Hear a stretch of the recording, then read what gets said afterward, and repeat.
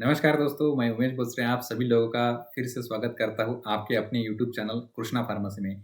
आज हम D pharm first year का सब्जेक्ट फार्माकोग्नोसी में ग्लाइकोसाइड के बारे में जानने वाले हैं। तो क्या रहते हैं ग्लाइकोसाइड? तो what is the definition of glycosides? तो glycoside are the organic compound which on acid hydrolysis produces two portion, one or more sugar that is called as glycon and second portion non sugar molecule that is a ग्लाइकॉन।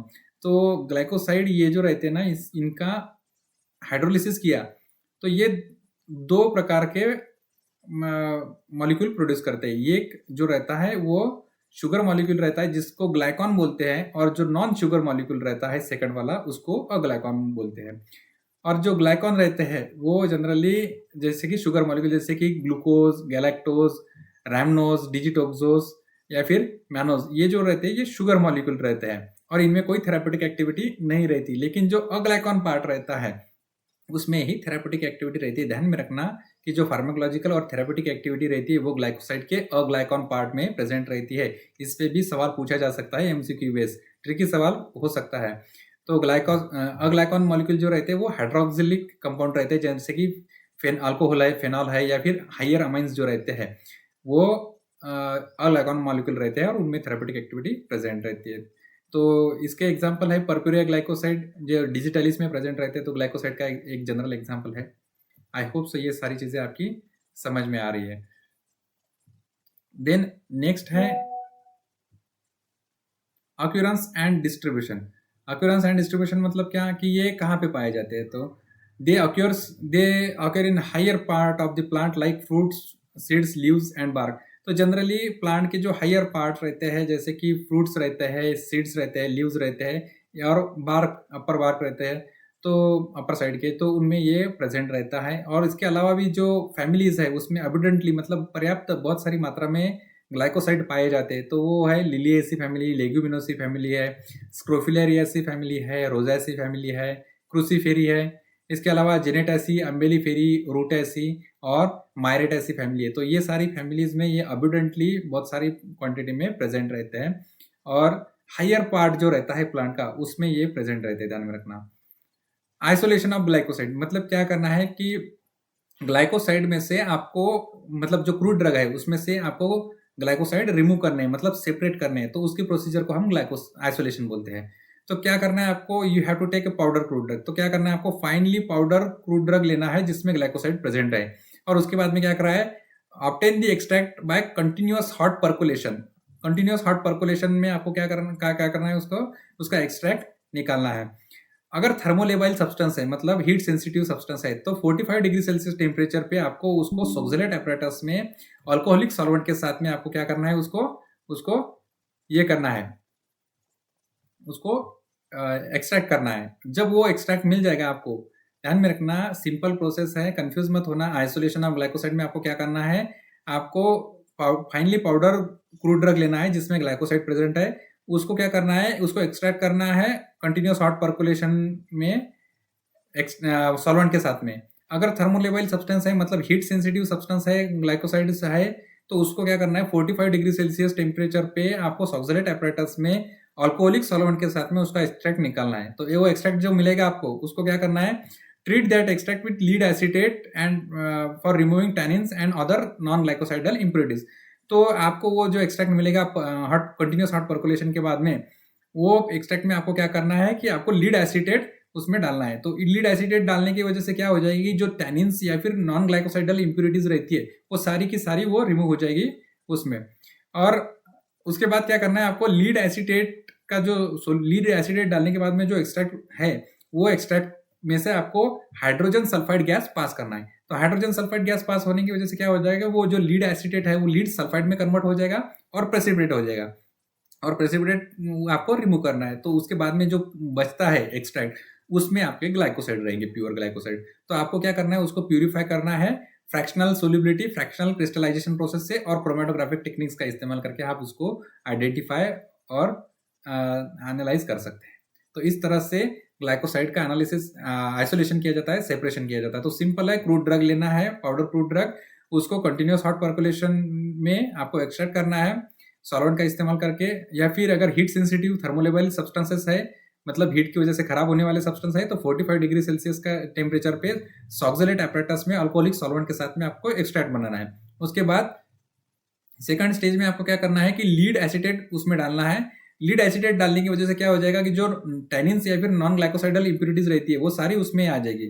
फिर आपको hydrogen sulphide gas उसमें से पास करना है। तो hydrogen sulphide gas pass होने की वजह से क्या हो जाएगा कि जो लीड एसीटेट है वो लीड सल्फाइड में कन्वर्ट हो जाएगा और प्रेसिपिटेट हो जाएगा नीचे, और वो प्रेसिपिटेट आपको रिमूव करना है। तो प्रेसिपिटेट रिमूव करने के बाद में जो बचता है उसमें आपके ग्लाइकोसाइड रहेंगे। उसको क्या करना है आपको, उसको आपको प्यूरिफाई करना है fractional solubility, fractional crystallization process से, और डिफरेंट क्रोमेटोग्राफिक टेक्निक्स का इस्तेमाल करके आप उसको आइडेंटिफाई और एनालाइज कर सकते हैं। तो इस तरह से आइसोलेशन ग्लाइकोसाइड का किया जाता है। तो आई होप सो ये आपकी समझ में आया। देन क्लासिफिकेशन ऑफ ग्लाइकोसाइड, तो डिफरेंट टाइप्स के ग्लाइकोसाइड प्रेजेंट रहते हैं। तो on the basis of aglycone part, तो अग्लाइकॉन पार्ट जो रहता है जिसमें थेरेपेटिक एक्टिविटी प्रेजेंट रहती है उसके बेसिस पे ये क्लासिफिकेशन दिए गए हैं।